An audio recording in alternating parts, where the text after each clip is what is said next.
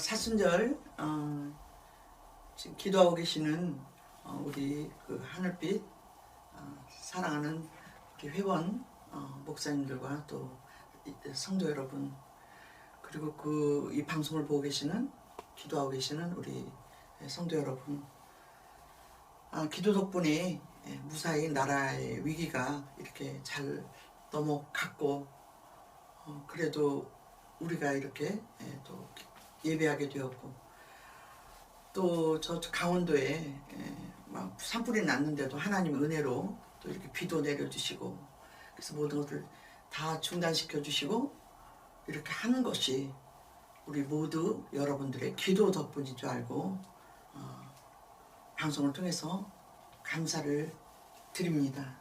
네. 오늘 이 말씀은 사도행전 1장 8절 말씀, 성령이 너에게 임하시면 권능을 받고 예루살렘과 유다와 사마리아와 땅끝까지 이르러 나의 증인이 되리라 라는 말씀을 가지고 여러분 앞에 여러분과 함께 같이 은혜를 받아보려고 합니다. 저도 이렇게 목사 안수를 받은 지가 사실 꽤 오래됐는데, 돌아보면 주님 앞에 마땅히 드려진 것도 없이 참으로 부끄러운 모습으로 하루하루를 또 이렇게 회개하면서 앞으로 또 더 잘할 것을 계획하면서 이렇게 하루하루를 그래도 희망을 가지고 지내고 있습니다. 그런데 우리들 이렇게 보면 나의 흔적은 버릴 수가 없어요. 그래서 어떨 때 보면 거울을 보면 그래도 이렇게 젊음이 뭐 이렇게 없어지고, 뭐 주름이 있고서 여자들은 내가 주름이 더 늘었네, 뭐 흰머리가 났네 막 이러잖아요. 그런데 우리가 그걸 마음을 이렇게 바꿔보자고요. 사도 바울은 그랬잖아요. 내 몸에 그리스도의 흔적만이 있다. 그런데 그 흔적이라는 것은 여러분 상처를 받으면 몸에 상처가 나잖아요. 그러한 것과 마찬가지로 우리가 그리스도의 흔적, 우리가 살면서 어느 고난의 흔적은 상처로 우리는 그 상처도 받고 그러잖아요. 근데 그런 것이 뭐로 남냐? 흔적으로 남는 거예요. 그래서 우리가 머리가 흰머리가 있고 또 때로는 얼굴이 좀 소체해지고 주름이 있다 하더라도 우리가 거울을 보고 서로 위로를 하자고요. 이건 정말 내가 주님을 열심히 믿었던 그동안의 흔적이다. 주님 아시죠?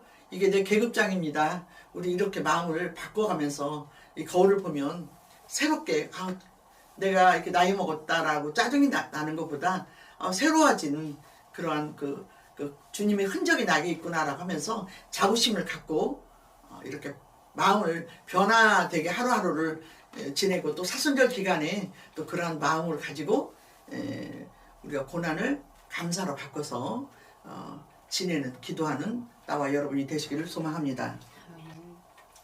예수님이 부활하셔서 올라가실 때 우리에게 주어진 말씀, 물론 설교 말씀이나 여러 가지 분부의 말씀이 있었겠지만 가장 주님이 짧게 우리에게 주시고 가신 말씀이 뭘까요? 오늘 본문 말씀이죠. 유대와 사마리아와 땅끝까지 이르러 내 증인이 되라 그러고 가셨거든요. 그런데 예루살렘은 이스라엘의 수도였죠. 그래서 예루살렘과 유다는 이해를 하는데 사마리아가 좀 이해가 안 되더라고요. 왜 주님이 그렇게 사마리아를 사랑하셨나. 그래서 하늘나라 올라갈 때까지 사마리아를 당부하고 가셨거든요. 우리도 이렇게 집을 떠나거나 어디 먼 길을 갈 때 막 애들한테 당부를 하잖아요. 이거는 이렇고 저건 저렇고, 또 마음이 또 이렇게 뭐 어디에는 뭐를 놓고 해서 막 곰씹잖아요. 막 한 말 또 하고 한 말 또 하면서. 왜? 그건 마음에 걸리는 부분이 있을 때는 그렇게 자꾸 곰씹어지는 거예요. 그런데 주님이 그냥 우리 이 땅에 오셨다가 나 그게 눈물이 나요. 올라가실 때 우리도 올라가시고 싶은 거예요. 그냥 걸리는 거야. 우리들이 이 땅에 놓아둔 우리 성도들이 걸리는데 주님이 얘들아 너희는 예루살렘과 유다와 사마리아 땅끝까지 이르되 증인이라. 그러면 하나님은 그 이스라엘을 우리 보고 가라고 하는 말씀이 아니잖아요. 그래서 우리가 영적으로 이 말씀을 다시 우리가 한번 다시 생각하면서 이 말뜻을, 주님이 우리에게 이 주셨던 이 당부의 말씀을, 이 말씀을 통해서 다시 한번 사순절을 통해서 기억해보고 생각해보는 그런 귀한 시간이 되시기를 소망을 드리면서 이 말씀을 드립니다. 이스라엘의 수도였잖아요. 그런데 사마리아는 북이스라엘의 수도였어요. 여러분 여기서 한번 이렇게 한번 이 말씀을 통해서 사마리아와 예루살렘과 유다의 그 땅의 지층을 우리 다시 한번 생각해 보는 시간을 한번 가져봅시다. 먼저 사마리아가 어떤 곳인가요? 북이스라엘의 수도였어요. 북이스라엘은 어떤 곳이었던가요?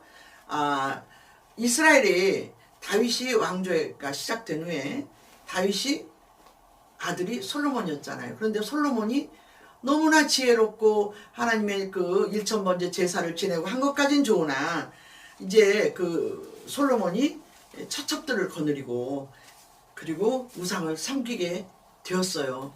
그러다 보니까 주님이 네 아버지 다윗을 봐서 내가 너를 용서하지만 결코 이 땅은 돌로 갈리우리라 해서 북이스라엘은 르호보암으로 하고 여로보암으로 하고 남유다는 르호보암으로 해서 나라가 우리나라 같이 남북으로 갈라지게 되었죠. 그런데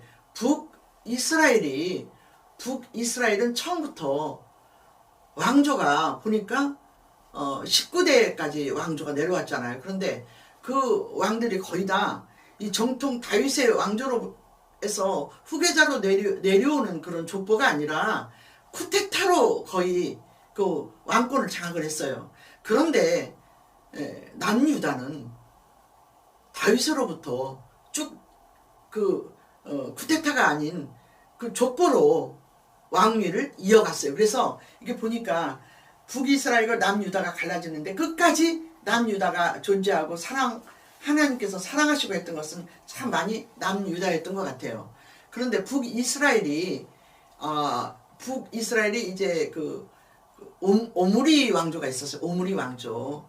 근데 쿠데타로 왕권을 이어가니까 왕권이 오래가지는 못해요. 거의 뭐 2년, 3년 막 해서 막 바꾸다가 오므리 왕조로 이렇게 와서 비로소 이제 그 왕조가 생겨나는 거예요. 북이스라엘에. 그런데 그 오므리 왕조라는 그 왕조의 아들이 누굴까요? 아합이에요. 여러분 아합은 누굽니까?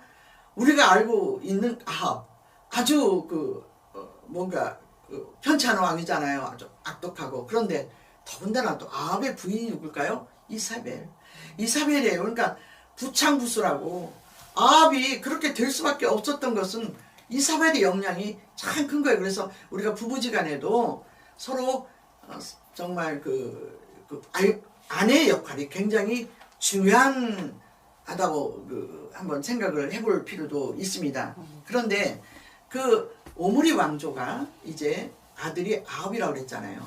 아들이 아합이고 부인이 또 이사벨이었는데 오므리 왕조에서 그때 당시에는 사마리아가 북이스라엘의 수도가 아니었어요. 그런데 오므리 왕조에 들어서서 이제 사마리아를 은 2달란트를 주고 세멜이라는 사람에게 은 2달란트를 주고 그 사마리아를 샀어요. 그런데 지금 이렇게 보면 지형을 보면 이스라엘은 이렇게 그래서 우리가 산지를 달라고 이렇게 찬양했는데 산지예요. 산지고 사마리아도 산지예요.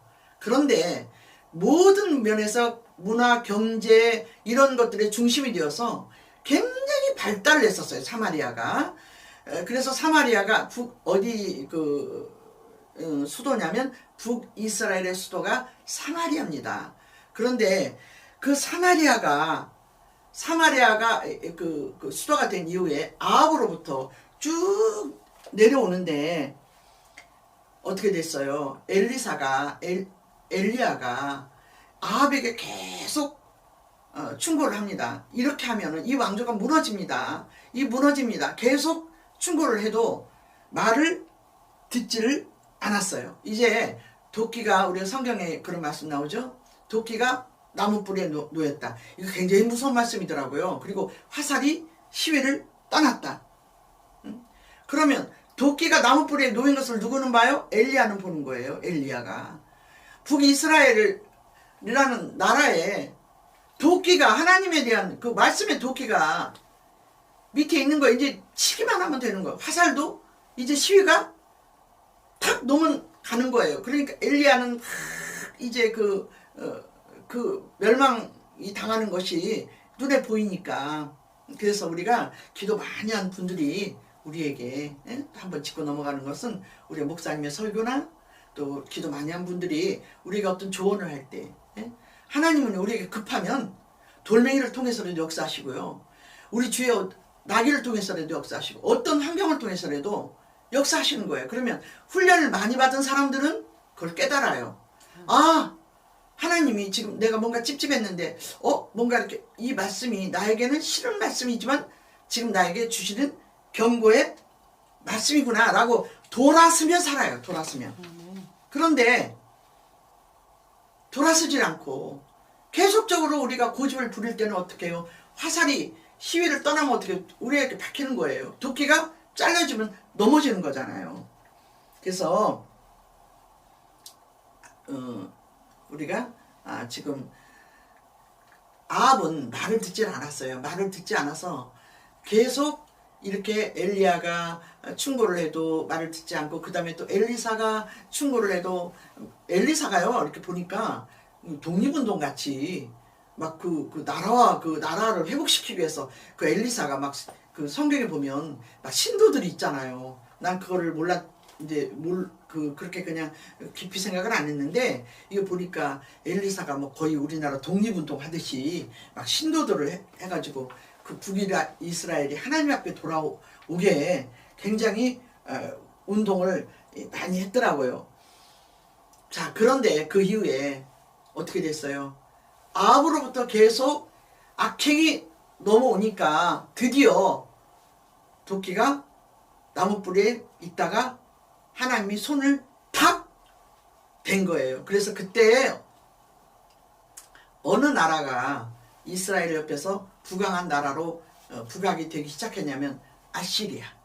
그때는 아시리아라는 나라가 이 소강국들이 이렇게 모여서 나라가 이렇게 만들어지기 시작하는데 점점 어떻게 해요? 막 부강한 나라가 되는 거예요.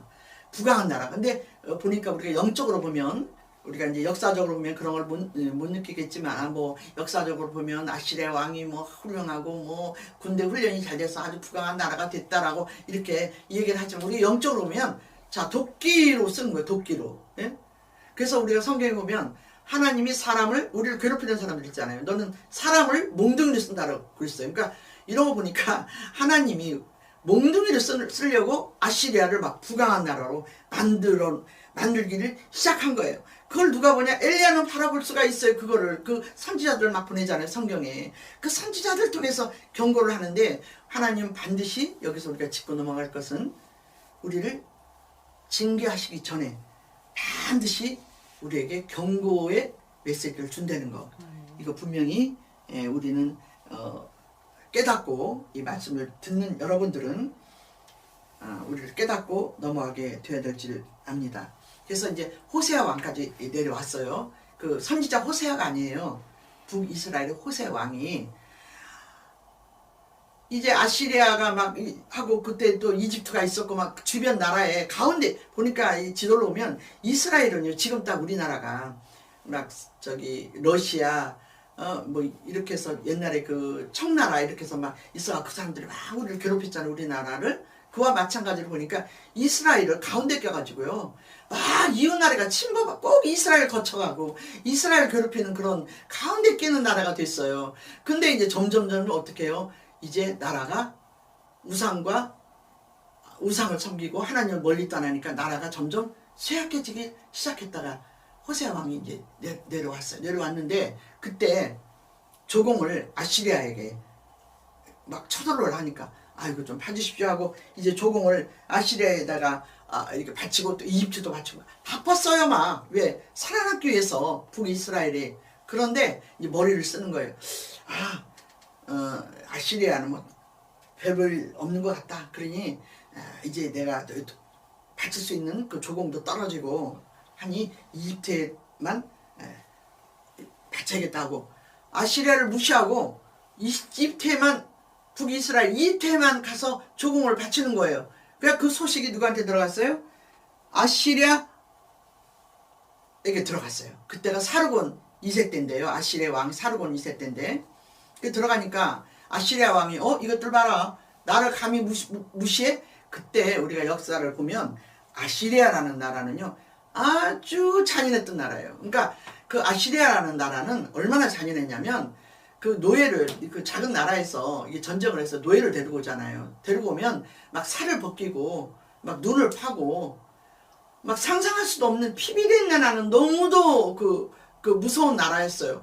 그런 나라에 하나님이 우리가 영적으로 보면 막 너무나 그거에 버금나는 그러니까 우리가 강한 사람 만나면 우리가 그만큼 강한 죄를 짓는 거예요. 그러니까 북이스라엘이 그만큼 말을 안 들으니까 아주 부처도 잔인한 아시리아를 붙인 거예요. 그래서 아시리아가 이제 북이스라엘에 침범받잖아요. 그때가 몇 년이에요? BC 예수님 오시기 전이 BC라고 하잖아요. 722년에 사르곤 2세 때 드디어 멸망을 당했어요.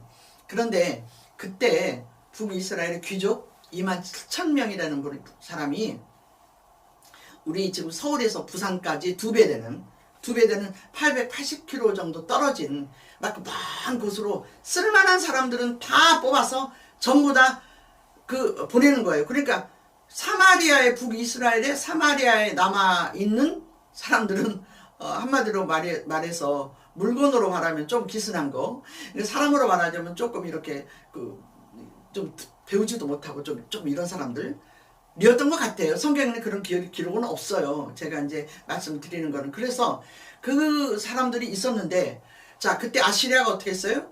아주 잔인한 나라라고 그랬잖아요. 근데 그 주변국에서 이제 막 주변국을 치고 막 작은 나라를 치고 막 이러는데 그 나라의 그 노예들을 어디로 다 보내요? 막 사마리아로 보내는 거예요.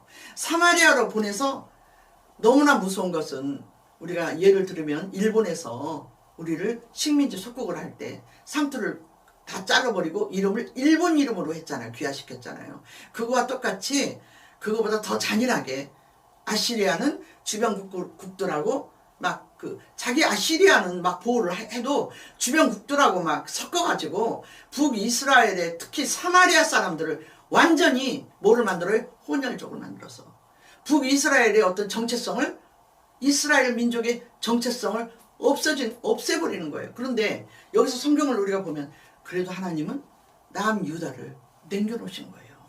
남겨놔서 하나님의 족보를 그 역사를 그나마 이어가게 했는데 북이스라엘은 우리가 그렇잖아요. 보면 야, 너 참 해도 너무한다. 응? 너 그리고 우리가 잘하면 참 어떻게 이런 일을 했냐라고 칭찬을 하지만 반대로 어떻게 그렇게 해도 너무한다. 그런데 그 말이 우리가 북이스라엘에 나오는 거예요. 해도 너무한다. 그러니까 하나님께서 아시리아를 그만큼 말을 안 들으니까 그만큼 강한 사람을 붙였던 거예요. 그래서 이제 아시리아한테 멸망당한 사마리아는 뭐가 됐어요? 완전히 혼혈족이 됐어요. 그래서 성경에 우리가 보면 그렇잖아요. 이제 신약 성경으로 돌아오면 사마리아 사람들이 막 하나님은요 이렇게 보니까 사마리아를 굉장히 안타깝게 여긴 거예요. 그래도 저것도 내 새끼인데 저렇게 혼혈족으로 돼서 정체성을 잃어버리고 하는 그 사마리아를 내가 보니까 하나님께서 예수님이 하늘로 올라갈 때까지 이렇게 걸리는 거예요. 그래서 내 새끼니까 저것도 내 새끼니까. 예? 그래서 올라가시면서 야 예루살렘만 하지 말고 유다만 하지 말고 사마리아를 좀 돌아봐라. 그게 그 짧은 주님의 그 말씀 속에서 크게 와닿아서 주님의 사랑이 너무 뜨겁게 느껴져서 그 말씀 한 구절을 보면서 눈물이 빗발치듯 나왔습니다. 그래서 이 말씀을 가지고 여러분 은혜를 지금 받고자 말씀을 드리는 건데요. 주님은 언제나 사마리아인들이 아픈 손가락이었어요. 아픈 손가락. 그래서 그 우물가에 여인이 있잖아요. 그래서 하나님은 구태여 그 갈릴리로 갈 때 다른 길로 가도 되는 걸 꼭 사마리아를 거쳐서 간 이유가 그 사마리아 그 우물가에 나왔던 남편 다섯이 있는 그 여인 하나를 구원하기 위해서 주님이 그 사랑하는 마음을 우리 한번 다시 깨달아 보자고요. 사순절 기억해서. 그래서 우리는 갈릴리로 가면은 그 사마리아를 지나서 가야 되는데 그 제자들을 다 심부름을 시키고, 제자들 아유 주님 그 사마리아인들 만나지 마세요 할까봐 다 심부름을 시키고 주님 혼자 우물가에 앉아서 기다렸잖아요. 그 여인 하나를 구원하기 위해서. 그리고 또 성경에도 강도 만난 사람들, 야 다 강도 만난 사람들 그냥 다 도망갔는데 야 사마리아 사람 한 명만 감사하더라. 이렇게 주님은 그 사마리아 사람들을 주변에 어필을 자꾸 시켰던 그 주님의 그 마음, 그 우리가 손가락 중에서 아픈 손가락 있잖아요. 또 덜 된 자식들 보면 그 자식이 애탄 것처럼, 또 우리가 그림을 보면 잃어버린 양 한 마리를 위해서 주님이 산더성을 찾고 헤매잖아요. 그거와 우리가 다 연결해 보면 주님의 마음을 알 수가 있어요. 오늘 또 우리 잃어버린 나의 영혼 하나를 위해서 주님이 기다려서 지금 우리가 보면 아유 코로나 시대야 너무 힘들어 뭐 미사일을 쏜데 힘들어 하는데, 진짜 우리가 끝났어야 될 우리 혹시 그런 입장이 아니었던가요? 근데 이 코로나 시대까지 기다린 거예요 주님이. 예?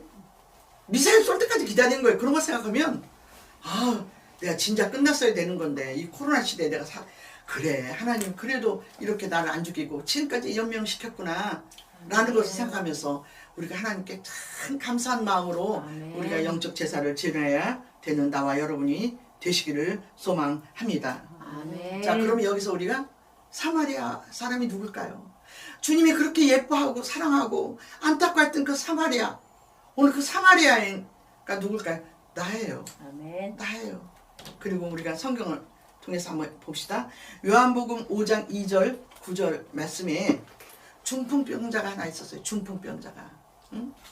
우리가 사마리아가 지금 이란 쪽이 사마리아인데요. 그러면 너희가 뭐 사마리아까지 이르러 내 증인이 되라 하면 우리 오늘 여행 가방 싸가지고 이란으로 갈까요? 중동으로? 그 말씀이 아니에요. 그 말씀이 아니라고요. 그러면 오늘 주님이 지칭한 사마리아는 어딜까요? 자, 요한복음 5장 2절에서 9절 말씀, 중풍병자가 있었어요. 물이 예수님 계실 때 물이 요동할 때 각색 병자들이 들어가면 병이 나서 오는 거예요. 그런데 중풍병 38년 동안 중풍병자가 몸이 썩어가고 냄새가 나고 사람들은 누구든지 그 중풍병자를 데리고 좀 들어가서 물에 씻겨주면 나으련만 그 중풍병자를 밟고 막 가는 거예요. 밟고 가는 거야. 그 밟고 가는 중풍병자, 사람들이 버린 중풍병자. 여러분 말이 그렇지 3일만 우리 아파 놓아도요 정신없어요. 3년만 알아놓아도 정신없어요. 그런데 38개월이요? 38년? 여러분 그 산 사람이 아니에요. 죽은 사람이지. 다 버려진 그 사람에게 누가 왔어요? 주님이 왔어요. 주님이 오셔서 얘야 너 저 물가에 들어가면 살아날 수 있는데 왜 그거 못 들어가니? 라고 물어봤을 거예요. 성경에 그 얘기가 뭐 자세히 안 나왔지만 우리가 이렇게 성경을 보면서 이렇게 상상을 해보면, 그러니까 중풍병자가 그랬어요. 주님 나도 저기 가서 살아나고 싶어요. 그런데 누구도 나를 붙잡고 저곳에 데려다 줄 사람이 없습니다. 주님 나도 만나고 싶어요. 그런데 주님 옆에 가게끔 데려다 줄 사람이 없어요. 주님이 뭐라 그러셨어요? 손을 붙잡고 일어나 걸어라. 주님 나도요 저 물가에 가고 싶어요. 주님 나도 낫고 싶어요. 그런데 왜 들어가지 않고 있니? 나를 냄새난다고요. 나를 저쪽에 데려다 줄 사람이 없어요. 주님. 그래 주님이 그 자의 손을 붙잡고 일어나 네 자리를 털고 일어나라. 여러분 그 중풍병자가 바로 사마리아인이에요. 여러분 우리 주위에 오늘 이 말씀을 보고 주님이 그렇게까지 지금 우리에게 지금도 기대하고, 하늘나라에서 바울이 기대하고 다윗이 기대하고 엘리사가 우리를 바라보고 있으면서, 바울을 바라보고 있으면서 얘들아 코로나 때문에 최고라고 하지 말고, 응?